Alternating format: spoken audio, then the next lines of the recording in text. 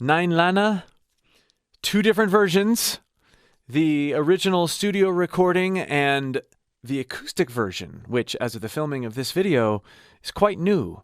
And many of you have asked me to go into both of them in one video, comparing and contrasting different things that I've heard. I'm excited to do this.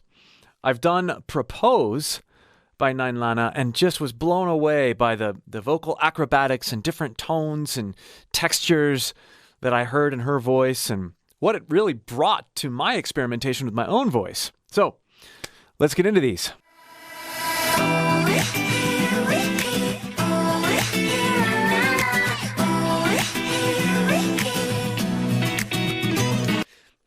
Even that is so playful.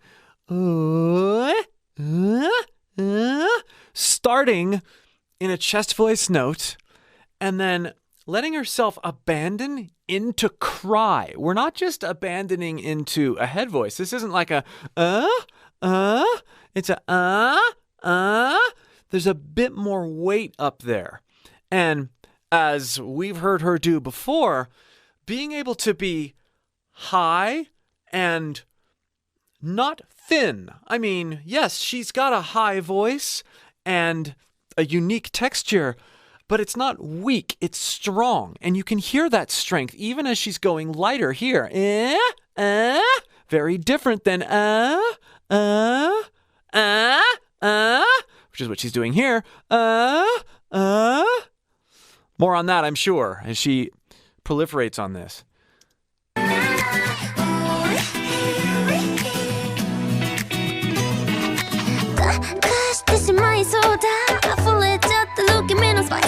Yeah, there's the sound.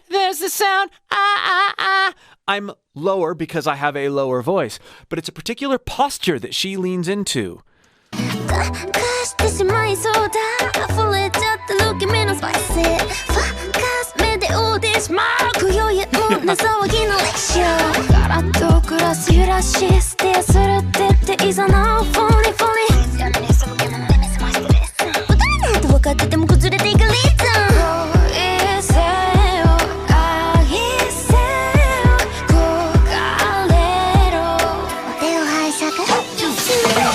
Okay, we've got to go back and talk about a few of these posture changes. Just all over the place. This breath, it's like an H over the sound. No.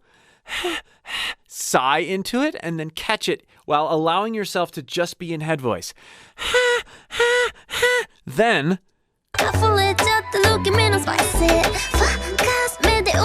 we hear well, it's only a whole step difference, but it's 2 very different approaches. And this takes a lot of coordination.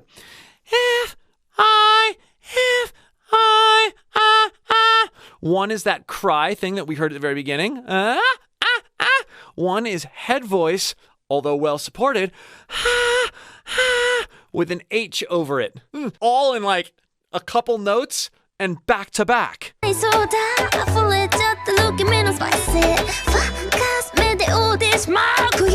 And then we have that growl that we heard her do on Propose. That's an epiglottal engagement, as opposed to a false chord, which we've also heard her do some of.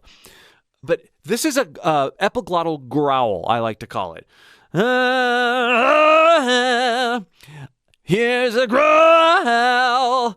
And the disadvantage to this kind of distortion is it generally works best in everyone's lower range. We don't hear her going super high with this technique. When she goes higher, it ends up being more of an upper constricted sort of sound.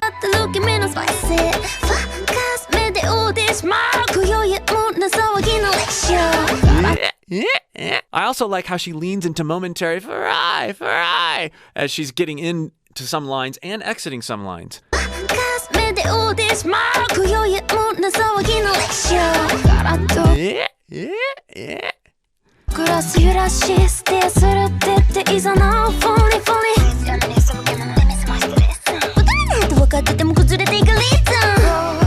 Listen to how she shapes her tune and adds weight as she goes higher. Again, this is sort of counterintuitive to what you'd think the voice would naturally work like, but she's worked in so many different coordinations.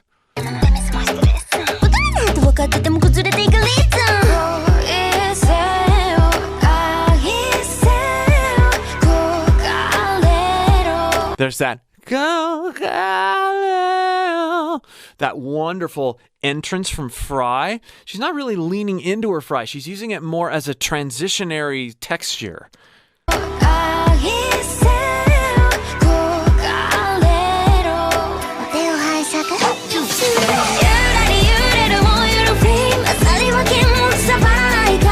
And there's that cry posture.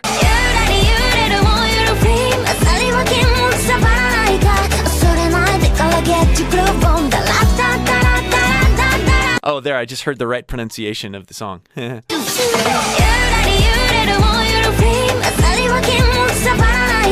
Balalaika, Balalaika, Balalaika.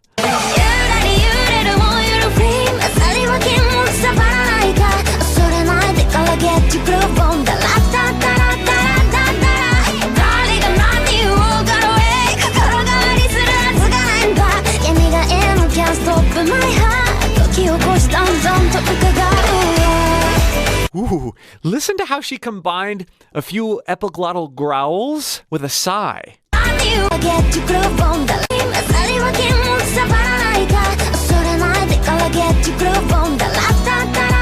She's sort of leaning into cry and fry there. Creaky, creaky, cry. Now listen.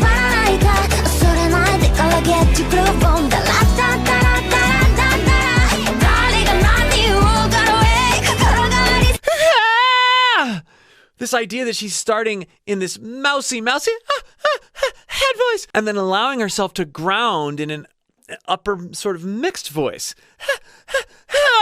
No. That sort of cry sound we heard earlier, she's sighing into it. This creates a lightness up there that you could not get by pushing up to that note. This is one reason that she's so light overall and free with her range when it comes to going low and high and using various distortions. She can go up there lighter with that growl, but it's lighter still because of how she's sighed into it. She doesn't lock herself in any one posture. She's got a lot of breath pressure there on the growl and then gets into that sigh just afterward, ping-ponging all around.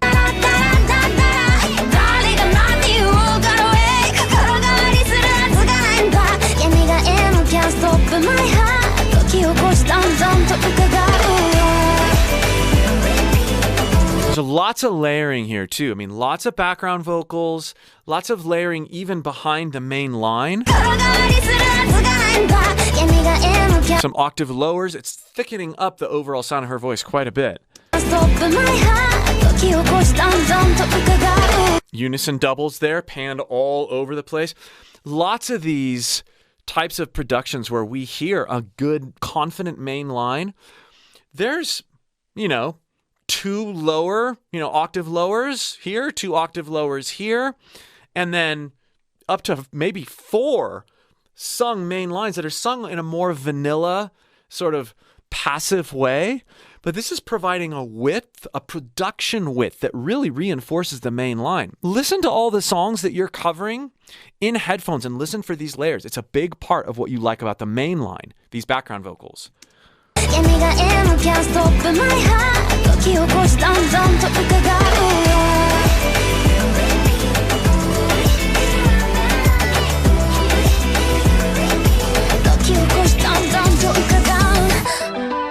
That was cool. Listen to how she modifies her vocal weight there on that line. I'm really light and then I add weight and take it away. Notice these things. It's not just about getting a note or following a melody. There's so much weight variance. And you hear it become more present and brash as she really leans into her chest voice there.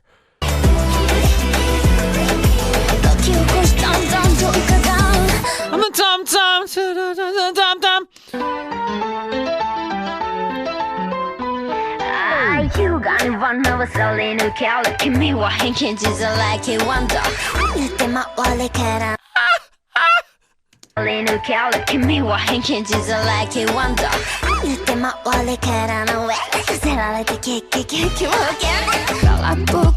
This is so playful. And a lot of these sounds that I'm making as a result of listening to her, really it's about inspiration.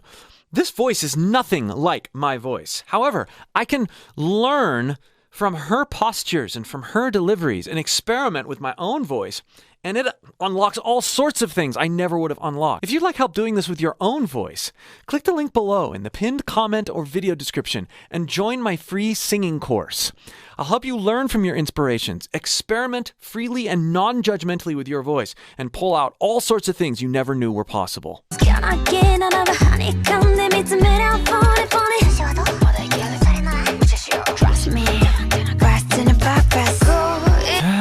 Even there, practice this sort of this is a lower whisper sort of thing that she was doing before. Head voice with the H. Try chest voice with an H. And then go in and out of it so you don't lose all your breath. Make it intentional.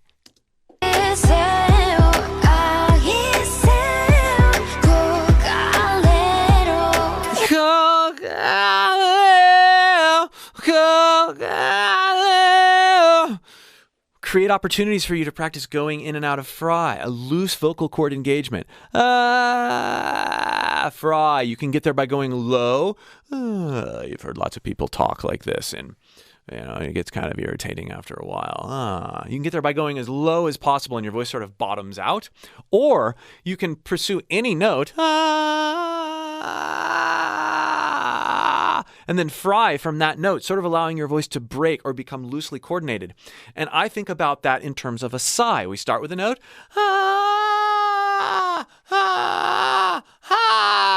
and then we sort of sigh out of the note once we've gotten it. Try it.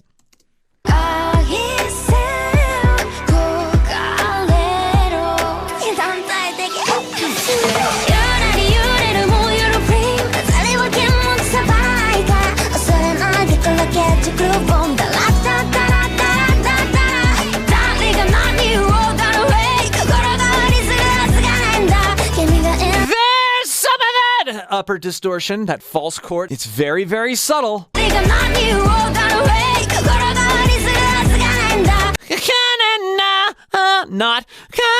Not clean.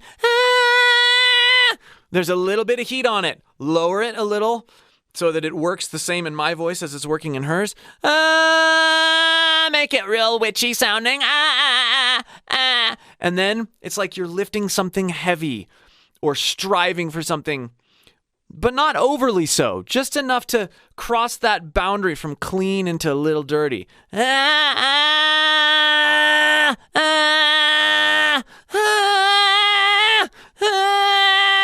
Notice what I'm doing isn't this like, it's not like that. It's finding this line of as little effort as you can expend to get the result you want out of your voice. It's not like we want to be just over the edge with effort.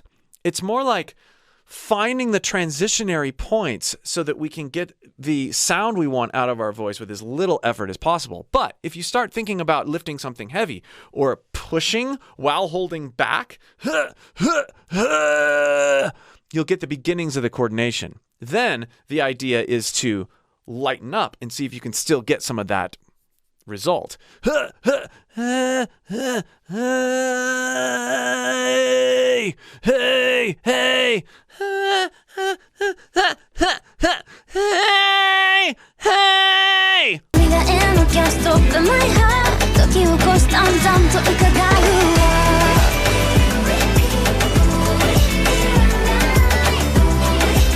So light and engaged.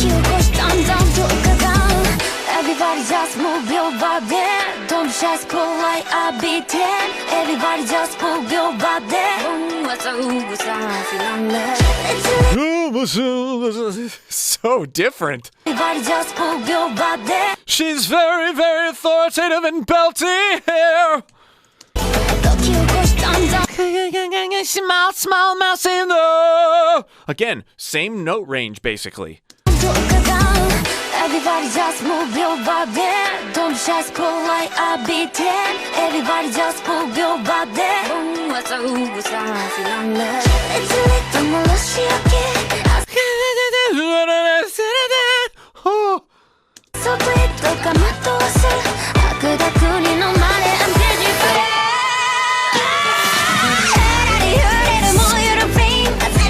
you We've talked about all of those things in this video. All the different postures. Back, whiny, witchy. The growl. It's all there.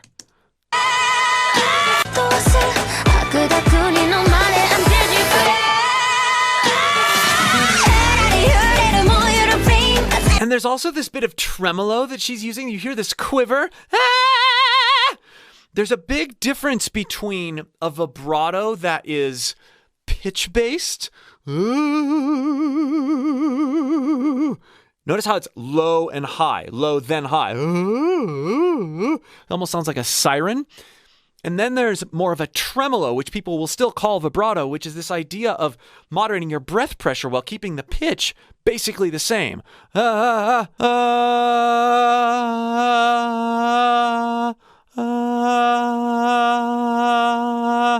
Hear that? The pitch is not. Now that's what she's doing here. It's a tremolo vibrato. This is best accomplished by using more of a diaphragmatic sort of engagement, like a belly laugh. And you notice I am letting the pitch fluctuate a little bit, but it's not as much pitch fluctuation as much as it is amplitude or volume, breath pressure fluctuation. That would be the pitch vibrato. You hear it. This would be the amplitude or tremolo sort of thing.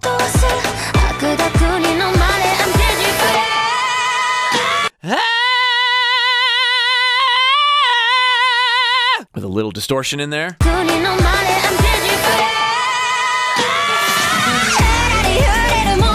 Now there, you can hear that she starts out with a growl, but then goes up into more of that upper engagement, the false chord, just as she sort of shrieks out of it.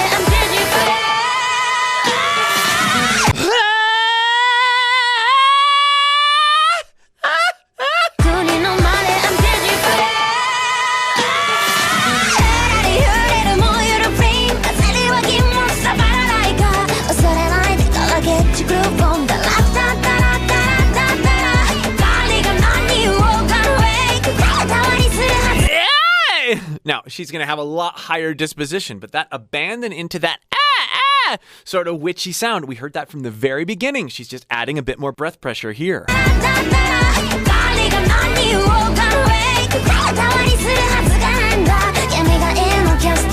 Sounds like a feral cat.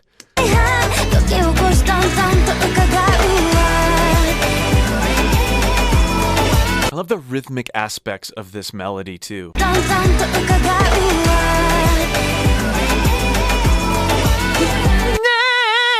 That was cool.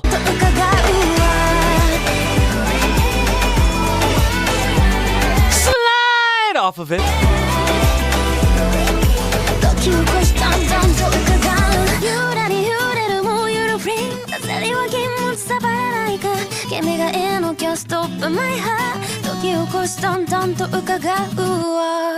Now, what's interesting is that this version started and ended with a very acoustic feel. So I'm interested to hear what they do to diversify in the acoustic version of it. Let's go there next. She's really abandoning much more into breath there. Granted, it's just one voice.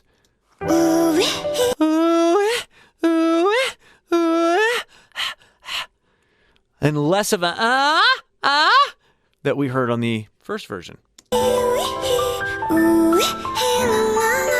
Oh, so much more quiet. We hear much more air over her voice and posture here. Cool.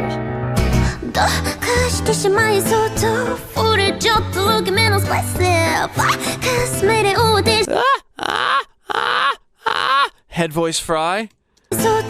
우리 좀 menos passive 가슴에 오대 말 고요히 무는 싸우기 놀래셔 갈라도 클래스 유라시 스테야するっていざな Falling falling With a minute some game on a miss my stress 모든 나도分かってても数らしく reason We're hearing an alto out of her that I haven't heard before. There's a lower extension to her voice. I want to talk just briefly about this in and out of Fry and the way that she uses it both as an entrance up into chest voice, and then in the midst of head voice.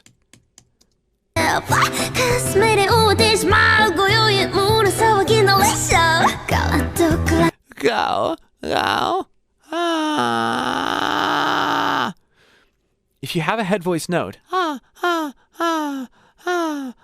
add a little bit of an H to it, like we've heard her do, and you'll start to realize how all these sounds are so connected. So if we add an H to the head voice note, and then pull the pressure or breath support out from under that note, we maintain that airiness while we still have this sort of Fry sound.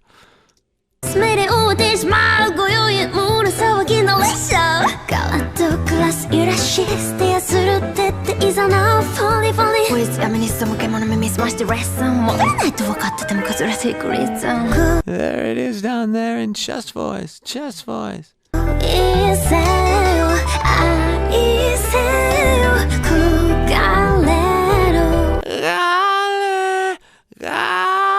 There she's starting there. And then pursuing the H Fry, and then getting into the note. So she's sort of going the opposite direction that I just articulated. Right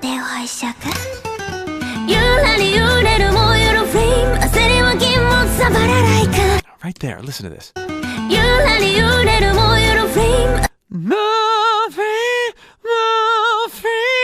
It's much more transparent here on this version, even though there are backing vocals.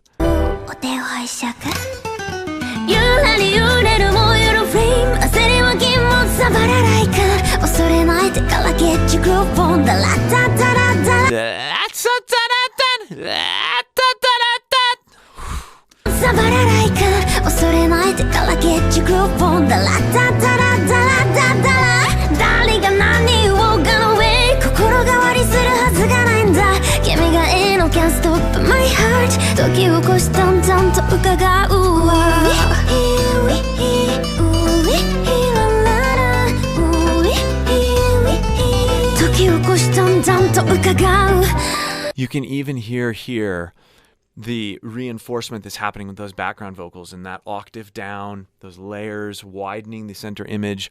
It's not near as layered or buried. You can hear a lot more texture out of her voice. That's why it's so fun to hear this. I mean, so many more nuances are coming out in this environment than they were in the last environment. And one thing that's really standing out, and I've commented on Nine Lana's use of breath before, right? She's got a lot of H in her sound that she pulls in and out and vacillates between that H sound and the witchy sort of sound. And she does it in so many different areas of her range. Distortions, air, witchy, and connects them so seamlessly.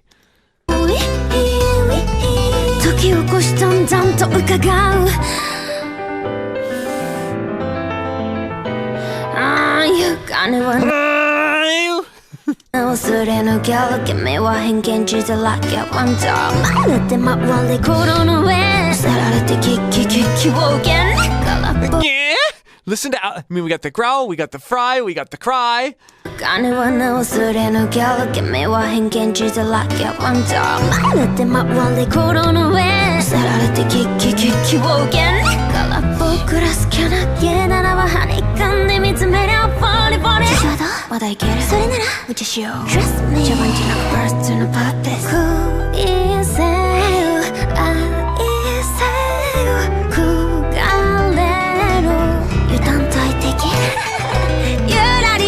What?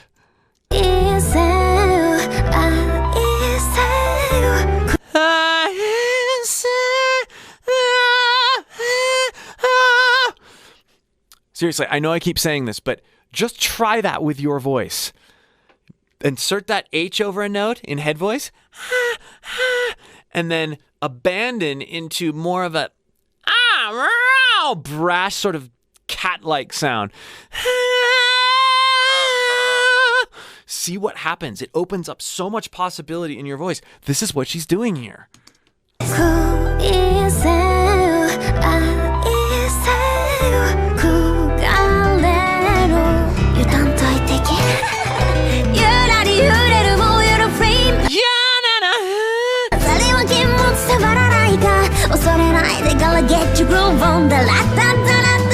Hear how she, it's so far back right there. Get your groove on. Ugh. Get your groove on. Get your groove on. I mean, anybody doing this stuff that is not contextualizing it to what we just heard sounds totally insane. But when you contextualize it and you use all these different postures and you put them together, it just becomes a really exciting sounding voice.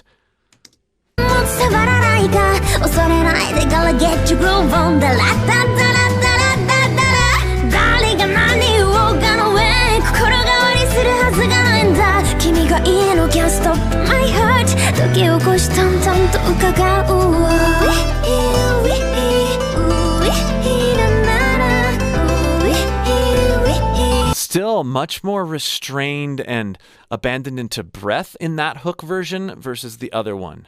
We hear far less of a note up there, a strategic note, and more of just a release. Everybody just move your body. Don't be shy, listen to that sigh out of body. Everybody just move your body. Don't be shy, we've sighed up into that high note, but really fast. It sounds like that. It's a break, a sigh into a head voice posture. Everybody just move your body. Don't be shy, I can do it better an octave lower if I focus on my chest voice. Body, head voice, body. But accentuating that vocal break, leaning into the fact that our voice cracks. Everybody just move your body. Don't be shy, everybody just move your body. And I can't stress enough the importance of that body, that H. Those exits have that H via a sigh mechanism. That's what's giving us this variance in texture. Everybody just move your body.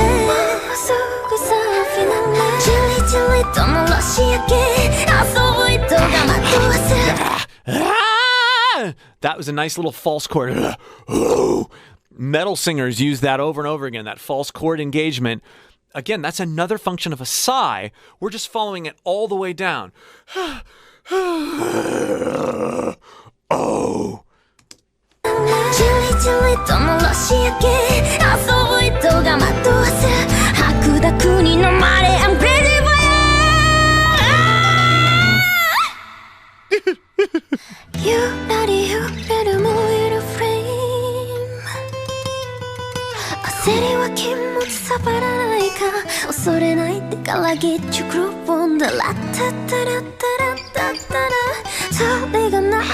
Listen to the interaction with that guitar. Oh, that's so beautiful.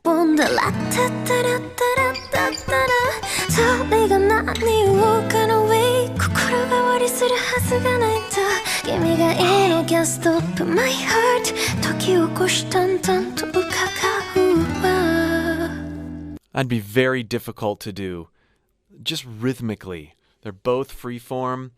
The guitarist is riffing and iterating off of what she's doing. She's listening for the pocket to make sure they're still playing together. What cool interaction.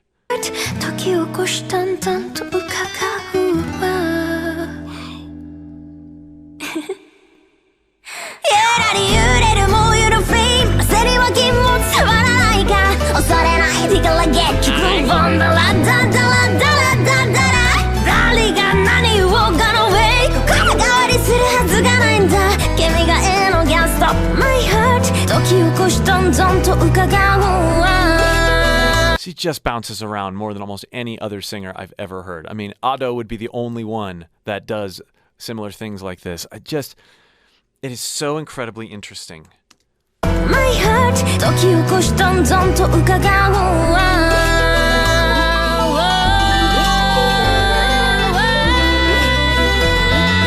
時を越しどんどんと伺う揺れる揺れる燃えるフレームそれは気持ち触らないか君がいいの Can't stop my heart 時を Sounds like 4 different singers. 気持ち触らないか君がいいの Can't stop my heart 時を越しどんどんと伺う Wow, cool. And she can sound like so many different voices because she playfully varies her placement over and over again. I talked about a lot of these placements as both versions unfolded for me. It is so fun for me to hear this stuff, internalize it in my own voice, experiment with how it feels, even though it might sound a little different.